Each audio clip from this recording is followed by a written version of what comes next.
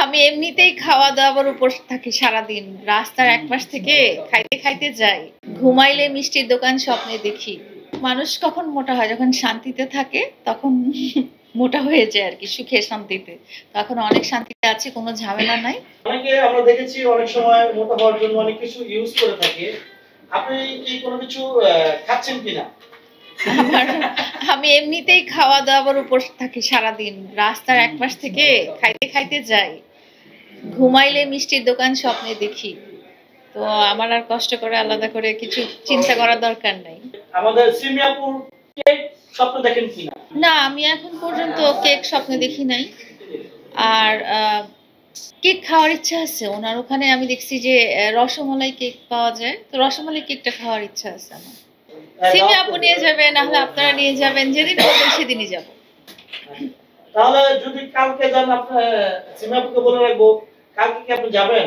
এই তো ইনশাআল্লাহ যেকোনো একদিন যে সময় বুঝে যাওয়া হবে আসলে। যেহেতু উনি একটা বিজনেস স্টার্ট করেছেন অলরেডি, তো ওনার তো বিজনেসটা কন্টিনিউ হবে এটাই আমরা আশা করি, দোয়া করি। তো ইনশাআল্লাহ যখন একটা সুইটেবল পজিশনে উনি চলে যাবেন। এখন আমি দেখেছি যে রাস্তাঘাটে অনেক ভিড় হয়ে যায়। ওখানে আমি যেয়ে আরো ঝামেলা বাড়াতে চাই না। উনি ভাইরাল হওয়ার কি মানুষের কি গুণমান বেড়ে যায় কিনা? আমি না আসলে একটু অপোজিট চিন্তা করে দেখি। কারণ কি আছে না খ্যাতির বিড়ম্বনা বলে একটা কথা আছে।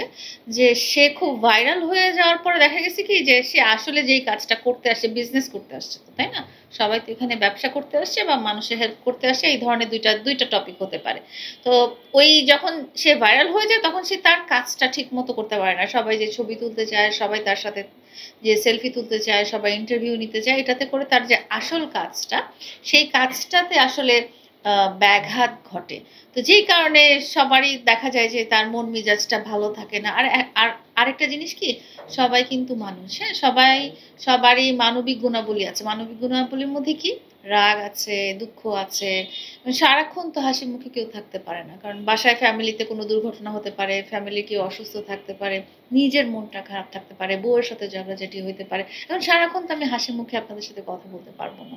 তো মিজানেরও হয়তো ওরকমই কিছু একটা হয়েছে যে হয়তো সে যে বিজনেসটা দিয়েছে সেটা হয়তো ঠিকমতো চালাতে পারছে না বলেই কিছু আছে যে ঠিক আছে তাকে আপনারা ভাইরাল করেছেন অ্যান্ড সে সেইজন্য হয়তো কৃতজ্ঞতা প্রকাশ করেছে যতটুকু। তারপরে দেখা গেছে কি যাদের দরকারও নাই মানে যারা আসলে নিউজ মিডিয়ার লোকও না, যারা ইউটিউবার বা যারা নিজেরা তার সাথে ছবি তুলে ভাইরাল হতে চায় তাদের আসলে তাদের হাত থেকে বাঁচার জন্যই হয়তো সে একটু রাফ বিহেভ করেছে। বাট এটাকে আমাদের আসলে মানবিক দৃষ্টিকোণ থেকে বিবেচনা করা উচিত। দেখেছেন এই যে ইউটিউবারের জন্য তার আজকে এত হয়রানি, এই বিষয়ে আসলে কি বলতে চান? আমি এইটা বলতে চাই যে একটা পর্যায়ে না মানে খ্যাতি যেটা সেটা কিন্তু মানুষ ইন্টারেস্ট পায়, ভালো লাগে যে হ্যাঁ সবাই ছবি তুলছে। কিন্তু সেই ছবি তোলাটা যদি মানে নিজের কাজ বাদ দিয়ে হয়ে যায় বা ভিডিও করাটা বা ইন্টারভিউ নেওয়াটা যে নিজের জীবিকা অর্জনের এগুলো পার হয়ে একদম মাথার উপরে চড়ে বসে তখন কিন্তু একটু মাঝে, মাঝে রাগই লাগে। তো সবাই তো নিজের রাগ কন্ট্রোল করতে পারে না।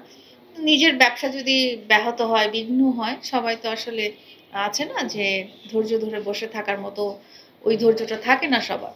তো উনি ওনার জায়গা থেকে রাগ প্রকাশ করেছেন। আর রাগ প্রকাশটা আসলে এরকম হওয়া উচিত না। আর আরো একটা ব্যাপার সেটা হচ্ছে কি যে ওনারা যে একদম পাবলিক প্লেসে বিজনেস করছেন তো তাতে দেখা গেছে যে সাধারণ জনগণেরও অনেক ভোগান্তি হয়। কারণ অনেক লোক সেখানে আননেসেসারি তারা হয়তো কেউ কিছু কিনছেন না। হ্যাঁ, তারা আননেসেসারি ছবি তোলার জন্য বা ভিডিও করার জন্য তারা ওখানে গেছেন বা ভিড় করে আছেন। তখন দেখা গেছে কি সাধারণ লোকজন যারা জনগণ ওখানকার রাস্তাঘাট পার হচ্ছে বা ওখানে যারা থাকে তাদের একটু কষ্ট হয়ে যায়। তো সব মিলায় আসলে মানে কোনো জিনিস দীর্ঘায়িত করা উচিত না।